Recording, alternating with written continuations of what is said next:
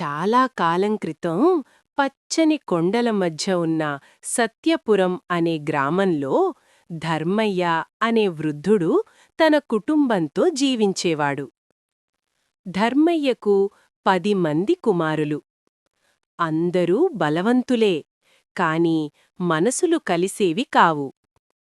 ప్రతిరోజూ ఇంట్లో గొడవలే. పొలాల విషయం, పంటల లెక్క, డబ్బుల పంపకం, చిన్న మాట పెద్ద వాదనగా మారేది. ధర్మయ్య ఎన్నోసార్లు చెప్పాడు. నాయనలారా, కలిసుంటే బలం, విడిపోతే బలహీనత. కాని వారు వినలేదు. కాలక్రమంలో ధర్మయ్య వయస్సు పెరిగింది.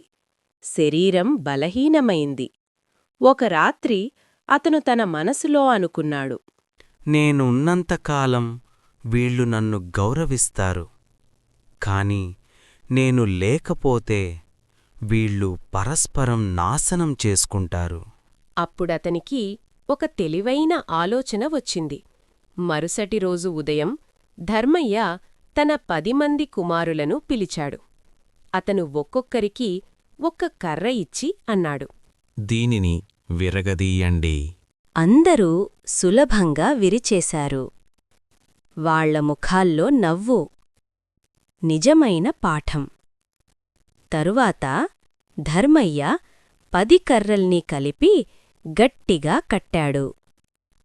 ఆ కట్టను ఒక్కొక్కరికి ఇచ్చి అన్నాడు, ఇప్పుడు దీన్ని విరగదీయండి. అందరూ ప్రయత్నించారు. బలం పెట్టారు. కోపం చూపించారు.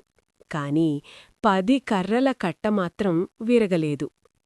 అప్పుడు ధర్మయ్య నెమ్మదిగా అన్నాడు, నాయనలారా, ఒంటరిగా ఉన్నప్పుడు మీరు ఒక్కొక్క కర్రవలే సులభంగా విరుగుతారు, కాని ఐక్యంగా ఉన్నప్పుడు ఈ కట్టవలే ఎవ్వరూ మిమ్మల్ని వేరు చెయ్యలేరు. ఆ మాటలు కుమారుల హృదయాలను తాకాయి. వాళ్లకి అర్థమైంది. మన గొడవలే మన బలహీనత, ఐక్యతే నిజమైన బలం. ఆ రోజునుంచి వాళ్ళు కలిసి పనిచేశారు. పొలాలు పచ్చగా పండాయి. ఇల్లు ఆనందంతో నిండింది. ధర్మయ్య ముఖంలో సంతృప్తి చిరునవ్వు కనిపించింది. ఐక్యతే బలం. కలిసుంటే బలం, విడిపోతే వినాశనం. మా వీడియో మీకు నచ్చితే లైక్ చేయండి, షేర్ చేయండి. ఒకరోజు అమ్మమ్మ తాతయ్య చెప్పిన కథలు ఛానల్ని సబ్స్క్రైబ్ చేయండి.